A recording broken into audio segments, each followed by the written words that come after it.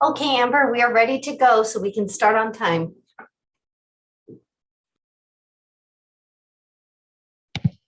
Great, thank you.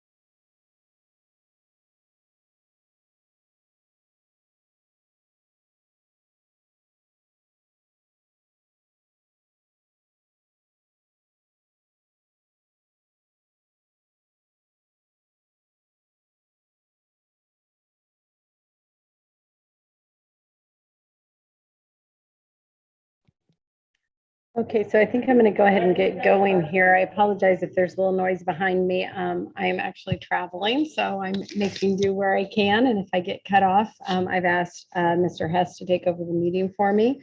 So I am going to call to order the Climate Conservation and Parks meeting of 7:13. And I think that everyone pretty much knows how to join at this point, but you can join the meeting at ci.missoula.mt.us/webcast. And if you want to put up the other screen there, thanks, Karina. You can leave public comment at that telephone number, as well as email all of council on any items. So Karina, you want to go ahead and do a roll call?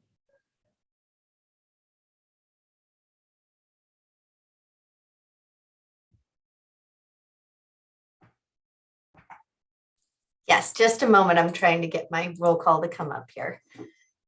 Okay. Anderson. I don't see Stacy. Becerra. I don't see Mirtha. Carlino. Present. Contos. Here. Hess. Present. Jones. Present. Jordan. Present. Mike Nugent. Present. Savage. Present. Cheryl. Present. Becerra. Present. West. And I do not see Heidi either. And we do have a quorum. Great, thanks. And we'll just keep watching for them to come into the meeting. We have minutes from June 29th to approve. Are there any changes to those minutes? Okay, I don't see anyone with a hand up, so those will stand approved. And are there any, we have some public here. Is there any public comment on items that are not on the agenda? If so, you can go ahead and raise your hand. Okay, I don't see anyone that has public comment on items that are not on the agenda. So we have one item today. David Selvage is here. And that is the easement request for Kiwanis Park. And David, I'm going to go ahead and pass that over to you. Thank you. Today, we should have joining us Carolyn McCauley and Tony Moretti, who is the architect and the owner, and that's not respectively here. The proposal is a request to for an emergency egress easement meeting building code for redevelopment of a 2-lot parcel adjoining Kiwanis Park. On the screen, there were three options available.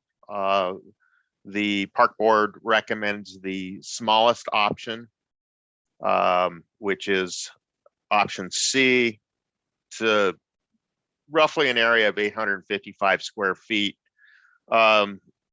This easement requires no physical improvements to the park, but only that the space be made available so that that residents in the event of an emergency can exit the building safely and get to a gathering spot, which would be in the park.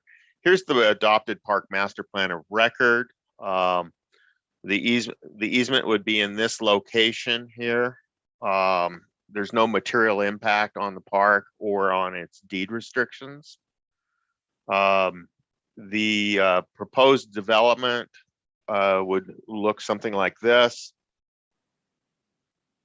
It's a 3 or 4 story. I don't believe that there are any permits applied for at this point in time. The park board went through and reviewed this. They are recommending the easement with conditions. Those conditions really address crime prevention through environmental design, making sure that this doesn't become a regular access route or use through the park, and protect some of the tree values that are there. I can go into more detail if they're like, but that would conclude my staff report.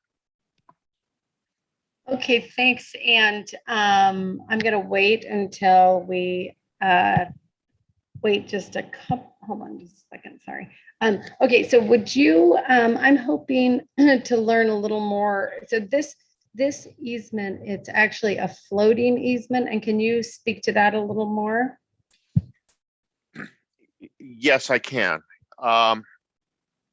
Because it doesn't require any physical improvements, this easement could be reorganized if something were to happen in this zone of the park master plan, where we wanted to bring it out a different direction.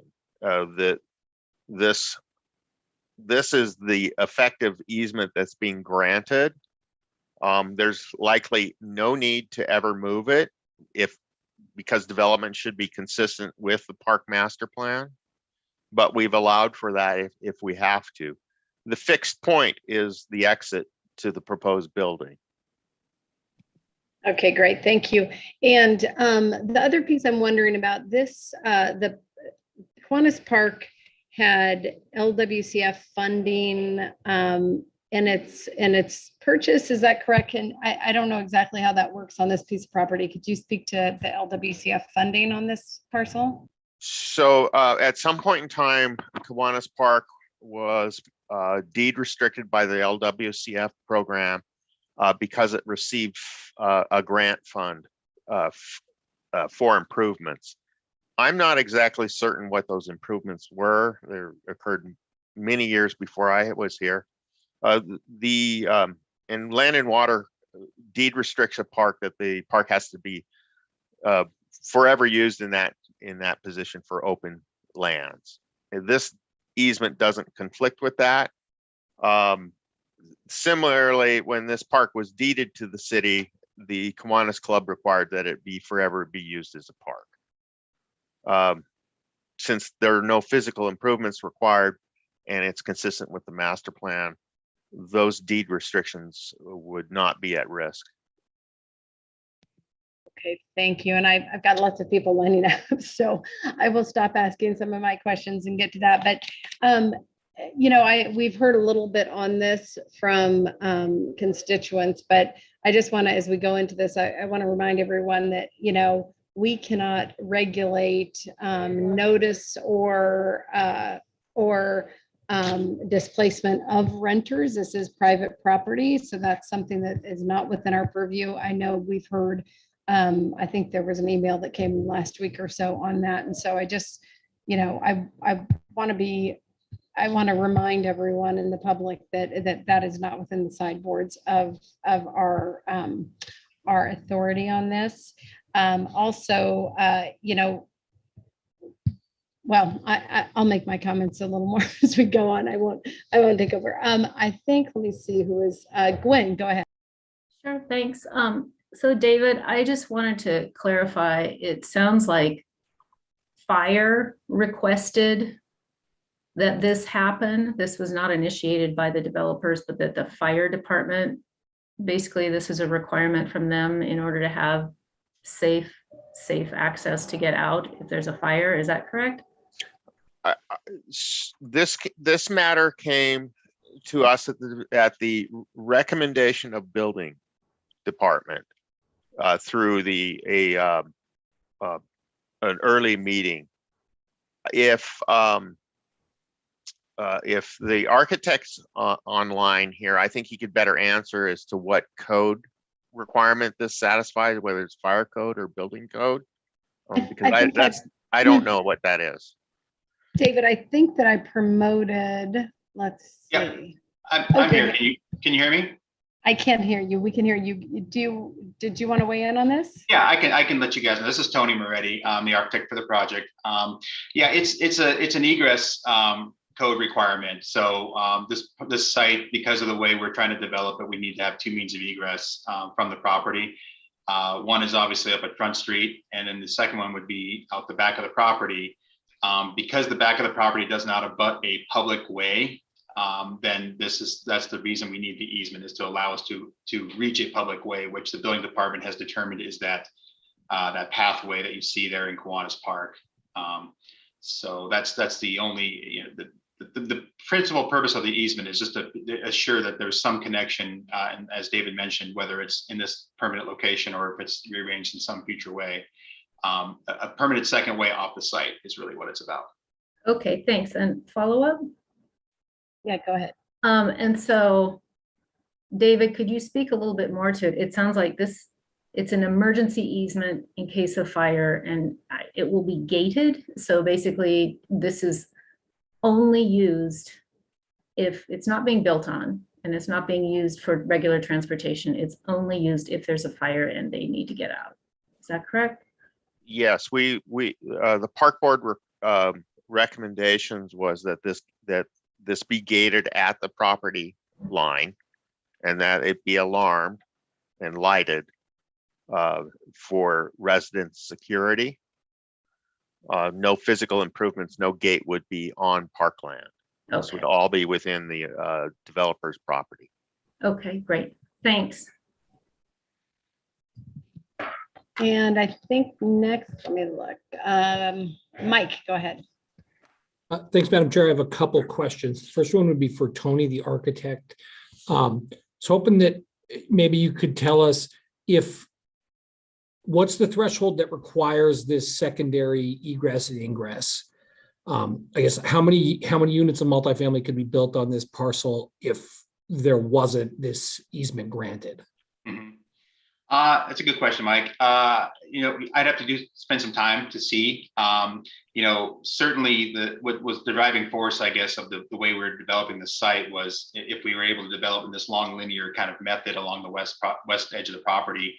It certainly is a very efficient construction method, a lot of repetition, so it definitely would keep construction costs down, which help keep rents down ultimately. There's we could definitely build more vertically, build 4, 5, 6 stories on this site and get more pieces of property. It's really more about the physical shape of the building and utilizing the site as best we can. So there's no real number, I guess. If we built a 6-story building, we could probably get 30 units on this parcel, but that obviously is a much different type of project than this, especially construction wise. One quick follow-up, Madam Chair. Yeah, go ahead. Have you run into a similar need for a public easement on any other project that we could kind of draw a comparison to? I have not personally. I think oftentimes in the city of Missoula, we've got a street and an alley available to us, front to back on properties like this. So this being, very specific, unique part of town, without access to that alley, which would qualify as a public right of way, is kind of what's driving the need for this easement. So is the neighboring building, that backs up to a parking lot, it appears. Is that parking lot part of the park? Is that public, do you know? That is part of the park. That serves, I believe that building is owned by Karis. And there are no established easements for that access, but that's clearly that they required that access at the time. So follow up. Sure, go ahead. So David, do we regulate how private parcels that border city parks can access parks? Is this a common thing? So yes, we do. Most single family residential units that back up onto a park or trail can have an access. We will deny anybody a vehicular access that backs up onto a park where there's no legal street or frontage. This is sort of unique. The normal place for access to the park here would be on the front street access. And that's where we would encourage and want everybody to access this park. This section here has some challenges with crime prevention, and the project would with the conditions on the easement would address most of those, make sure that there's visibility and things like that. So regulating this access is not out of the question. For multifamily units, we usually try to limit those so there's not a lot of conflict or wear patterns. This just happens to be unique here, where we really wouldn't want to encourage residents of 21 units to use basically create a trail. One final follow-up for clarification. Yeah, that's fine. And David, would you stop sharing your screen unless you need it, Mike? Well, I want to ask one question about this then. So Oh, to okay. clarify, the large multifamily development directly next to this parcel has an informal egress opportunity through a park, but it's not recorded anywhere. That appears to be correct. We cannot find any documentation for when that happened. It could have happened years before the land and water thing. We'd have to go way back. So either at the time there wasn't a requirement for two ingress and egress, or the assumption was that because they're bordering a public park that has easements and requirements that it's always going to be public, that they didn't, for whatever reason, do it. Yeah, it's hard to say what happened in the past. Okay. But it clearly exists and it was clearly sanctioned.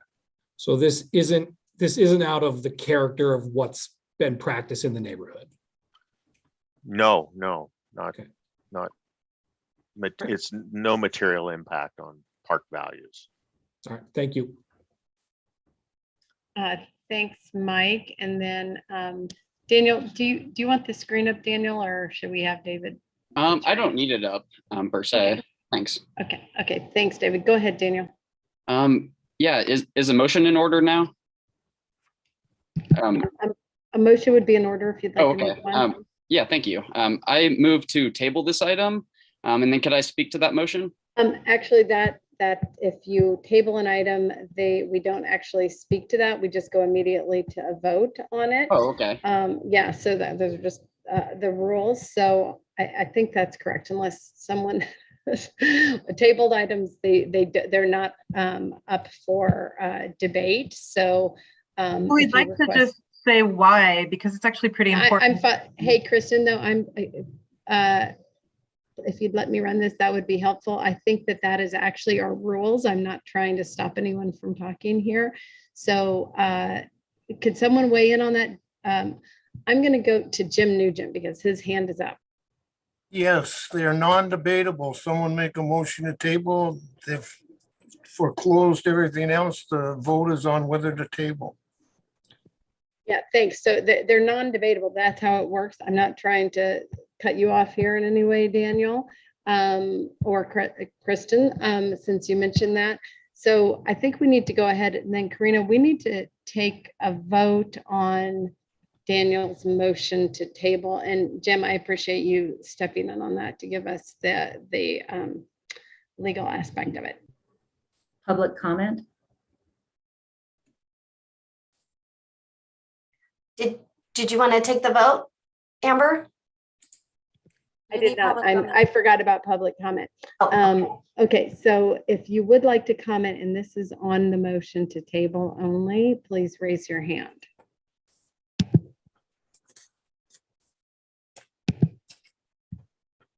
Okay.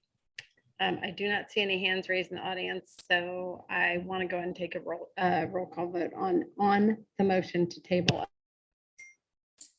okay. Becerra. No. Becerra votes no. Carlino. Yes. Carlino votes yes. Contos. No. Contos votes no. Hess. No. Hess votes no. Jones. No. Jones votes no. Jordan. Yes to giving more people time to find a place to live. So was that, yeah, that was yes? Yes. Okay. So Jordan votes yes. Mike Nugent. No. Mike Nugent votes no. Savage. No. Savage votes no. Cheryl. No. Cheryl votes no. Vaseka. No. Vaseka votes no. West. No. West votes no. That is two. That's 2 yeses and 9 nos. Okay, so the motion to table did not pass. So, and we do not have a motion on the floor for the proposed item at this point. Daniel, did you want, since you had your hand up before, do you want to go and say something else on this? Or do you want to talk about the item itself since the motion to table didn't carry? Yeah, thank you. Yeah, I didn't realize I wasn't gonna get to talk before, but that's in the rules, so should have known that. But the reason I wanted to table this is because there's currently about 12 renters that live at these homes that are currently affordable.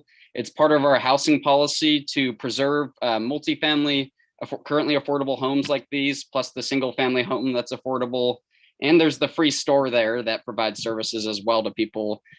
We've had the renter. Hey, Daniel, I appreciate that you want to chat about it and make your comment. Can we stick to questions and will you hold those for just gotcha. a couple minutes? Yeah, just so we can go by the process. I'm trying to follow this. It's a little Sure. clunky, I realize sometimes, but these are our rules. Do you have any other questions though? I wanted to go back to you for questions. Sorry if that was confusing. The next, I think, Kristen, I think your hand was up for questions. I want to keep, until we have a motion on the floor, I want to generally keep it to questions. Yeah, look, I would like to ask the question if we could possibly consider changing some of our policies so that we can speak to things like this. That would be wonderful. As we motion them, I'll wait to comment. This is a really, yes, clunky way to do governance. I'm frustrated. Okay, Heidi. I guess I'll go ahead and make the recommended motion if that's in order.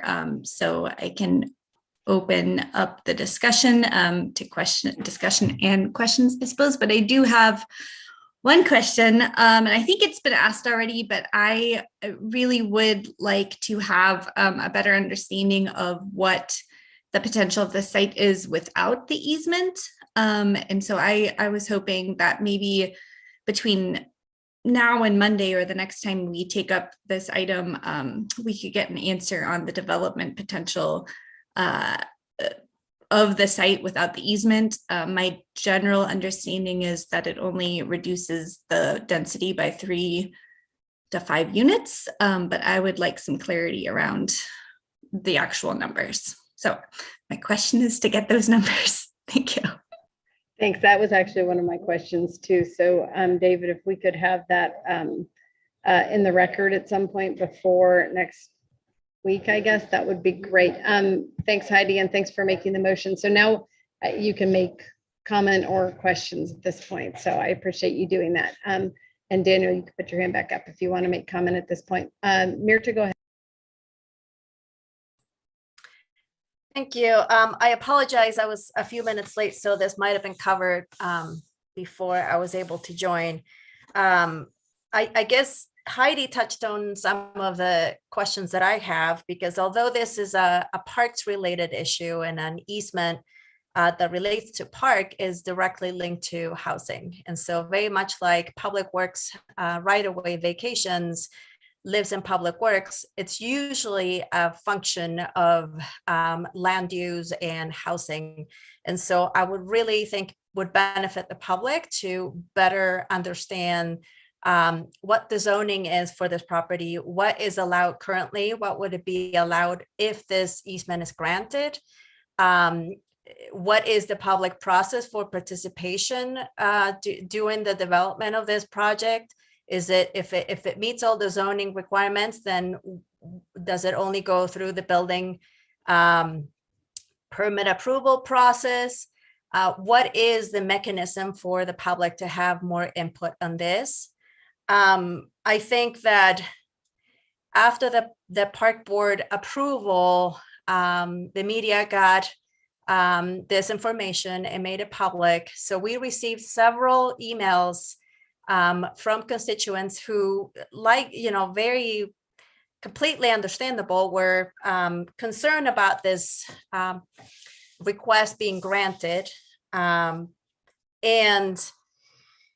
I guess the confusion is that a right-of-way vacation, an easement request, and granting an easement is not always the same. But in people's eyes, it is, because we have not a policy, a written policy, but we have been using our right-of-way vacations and easements as a tool for requiring affordable housing or an affordable housing component. So I can see why people were confused and expecting that this would behave the same way. And it doesn't, for obvious reasons that I've been made aware of recently. Primarily the fact that legally we cannot require this as it is not and I see that I thought Ryan was in the meeting too, but anyways, I believe the way I understand it is we cannot collect public benefit funds, if you will, for this floating easement, because it's not a piece of land that it's being developed on. Additionally, if we were able to collect those any sort of funds, it would have to live in public works, not transfer to the other bucket of our department's funding mechanisms, which would be like the housing trust fund, or we couldn't require or link it to an affordable housing component. That's the way I understand it. All of this, I believe, needs to be better communicated to us on council and to the community. I believe that at some point we need to have a policy for better understanding what we do when we get into a situation like this one, both for the community, council, and the developer. I think it's only fair for us to know what the rules are. And this should not be the time for us to begin building that policy, but I would like for us to consider a broad policy on how we handle easements for each department, and for it to be comprehensive, but at the same time allow for flexibility so that in each situation we know what to do depending on what the situation calls for.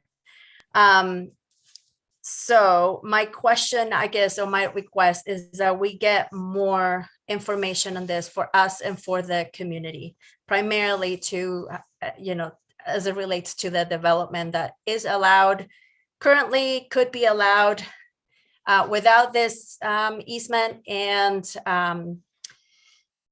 with the easement. And if I think it would be beneficial to also for someone to explain that when we call for tabling an item, it usually helps to speak to to why you want to do that ahead of saying. The moment you say table, I think it just we cannot do much about it, but vote on whether we want to table it or not.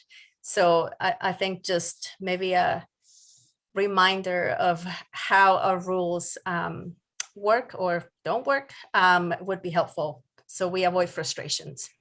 Thank you. Thanks. And I actually promoted Ryan. I think he's here if he has any comment. And you at one point you said Public Works. I think you meant Parks. Mirta, did I? I was just referring that, talking about the fact that we have dealt with Public Works right-of-way easements in the past as they relate to development, and the same could be said now and in the future for parks. Okay, thanks. I just wanted to clarify that. And we do have a motion on the table, so I'm going to go to public comment before we go to the rest of council questions and comments. Also, we are already out of time. So I am going to go to. I can't figure out how to raise my hand or within this Zoom, but this is Oh. Carol, the developer. I just wanted an opportunity to speak. It sounds like you'll have questions, so. Okay, why don't you go ahead then, and then I'll call for public Thank you. comment. I appreciate it. I just wanted to give a couple of clarifying elements to this. I know that it was said that there's, currently 12, we're only adding, for whatever it was. There's actually only 5 units currently on this parcel. So we're looking at adding, another 13 units. The reason why there is a density that we could increase density, but you have to understand, we're small time developers. I'm not Dick Anderson. It's me and my husband. And my husband, he works, in a different industry. It's what gives us, the means to be able to do this. We manage all of our own properties, and we do that basically so that we can make this a viable business for us. If we didn't manage this ourselves, it wouldn't be. So we're just like, the baker in town, or, the other small businesses. That's who we are.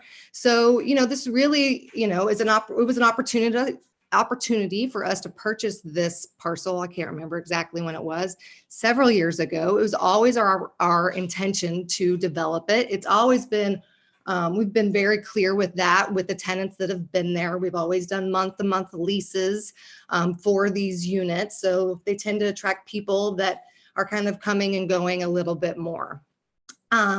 They are, I wouldn't call, they're low right now. I don't know if any of you have seen these units, but they're run down buildings, and they have a low rent. They have a low rent because of the quality of the unit that it is, right? So this is not low income housing, right? This is dilapidated buildings that need work, that cost a lot of money in order to, keep them going. And so there needs to be something done about them. So then you start getting into a numbers game as a developer of, okay, where is that sweet spot? And the truth is, if you were to take this to a density of 30 units, okay, and you were to do that, it affects the ratio of what your rents are.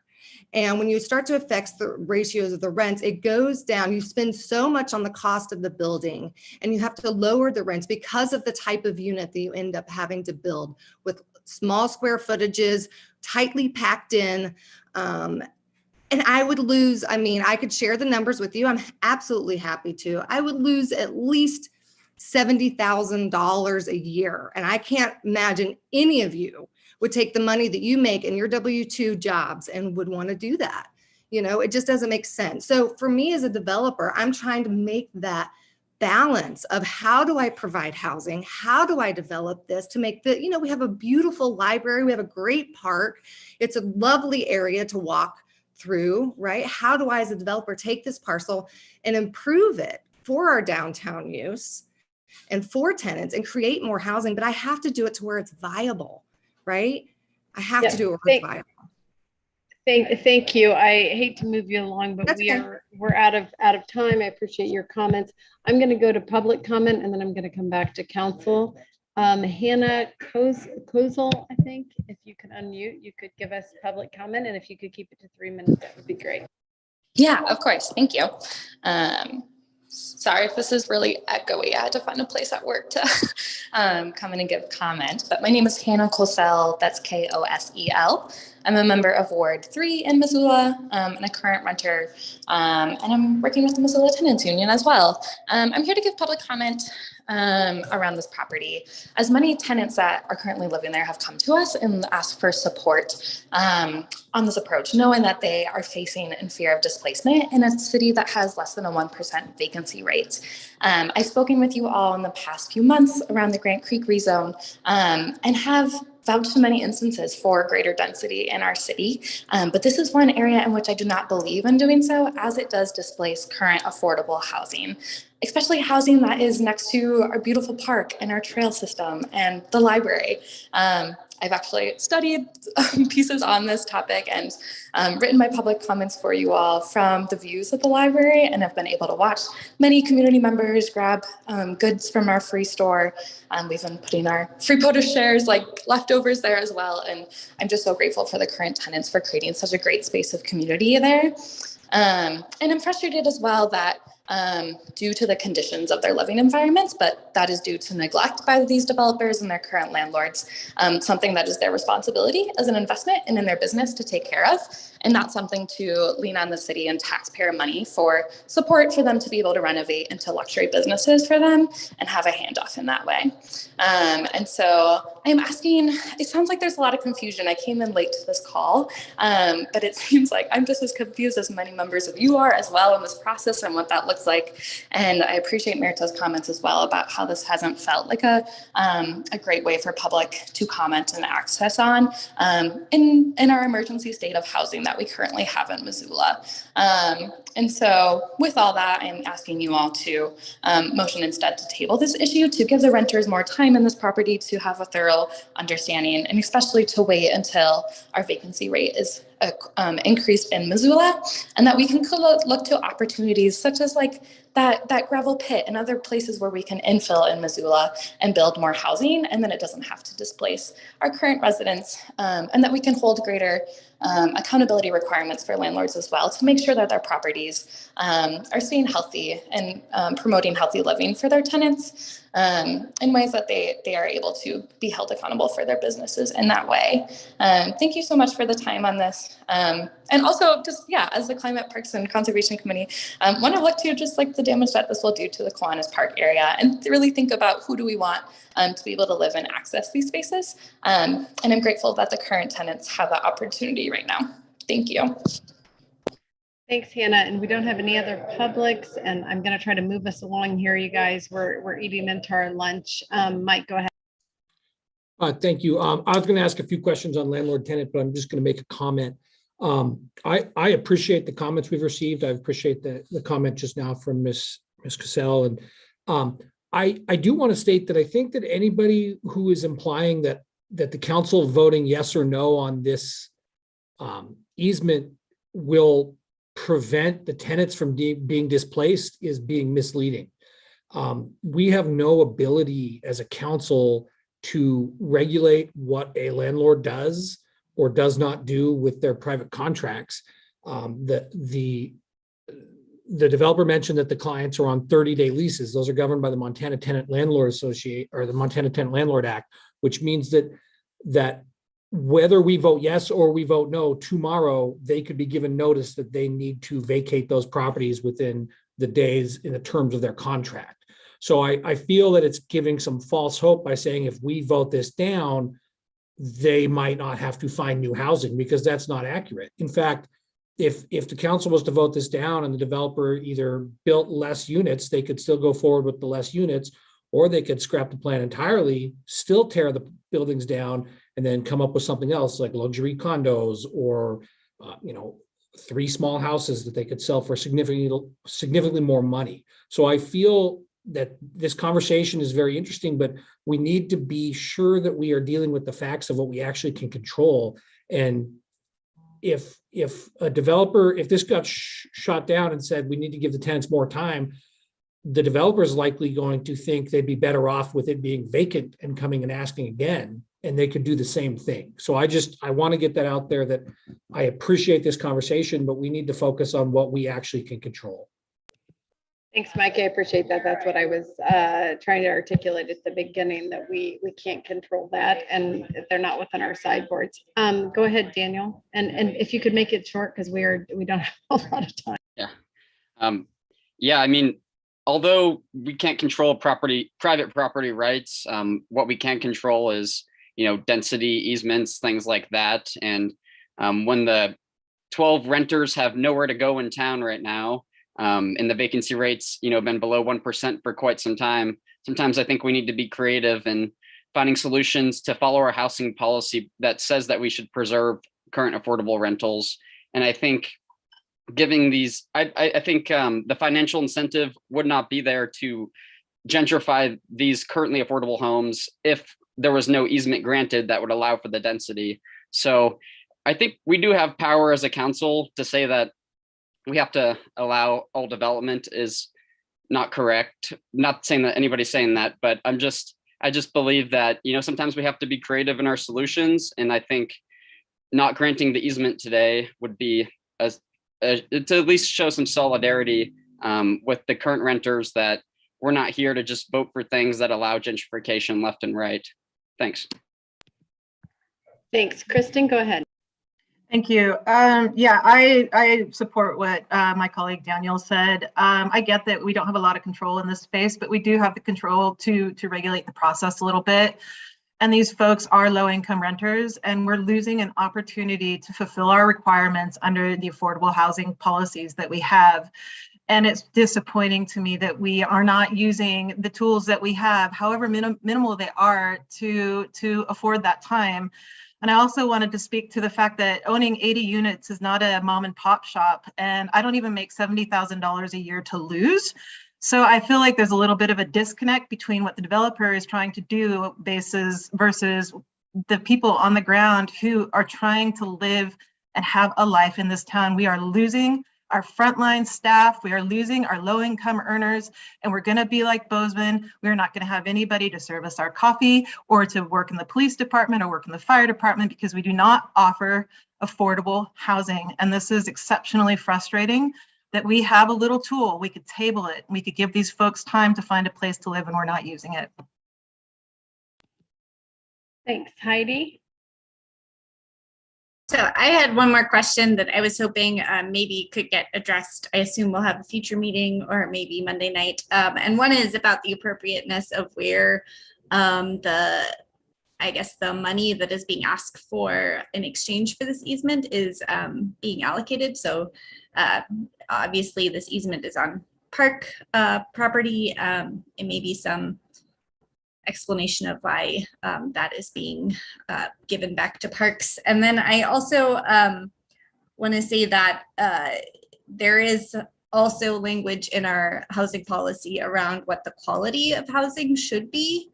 I do believe it's maybe something like safe. I know there's a couple of keywords in there, and I don't believe that these homes, are providing safe, affordable housing for people in our community, and that the owners of this property, when they acquired it in 2018, were fully transparent about what they plan to do with the property to their tenants. We have heard repeatedly in public meetings in the past couple of years from folks that lived in these homes,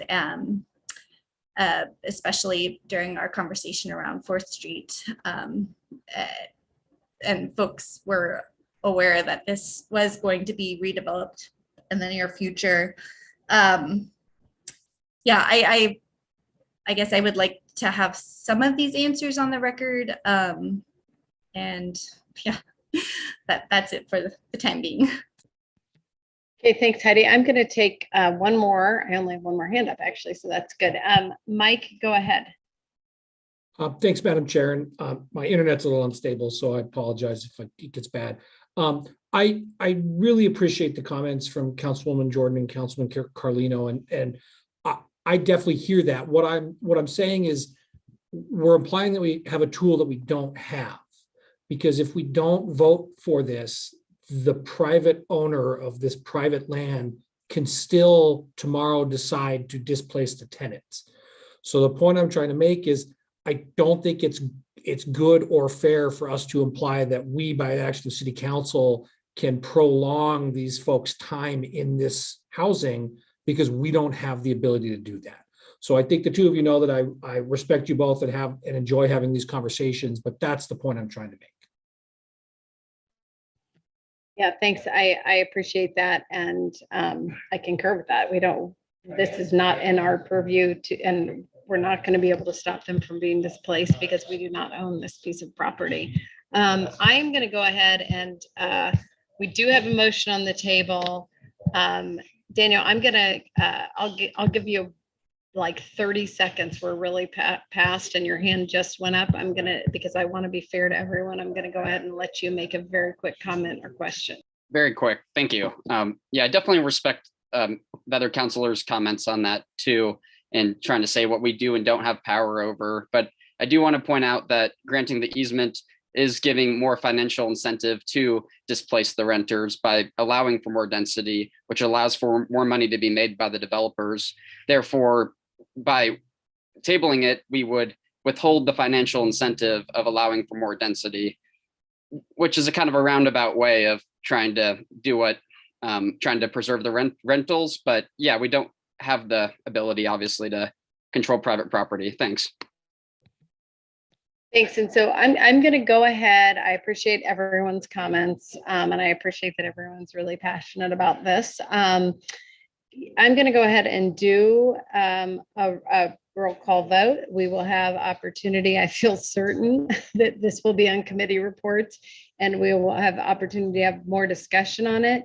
I am hoping David and whoever else that we can get some of these questions answered before we do kind of a bigger vote on Monday night on this. So for now, because we're over time, Karina, will you go ahead and do a roll call vote?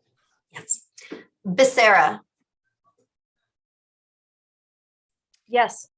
Becerra votes yes. Carlino. No. Carlino votes no. Contos. Yes. Contos votes yes. Hess. Yes. Hess votes yes. Jones. Yes. Jones votes yes. Jordan. No. Jones votes no, or Jordan votes no, excuse me. Mike Nugent. Yes. Mike Nugent votes yes. Savage. Yes.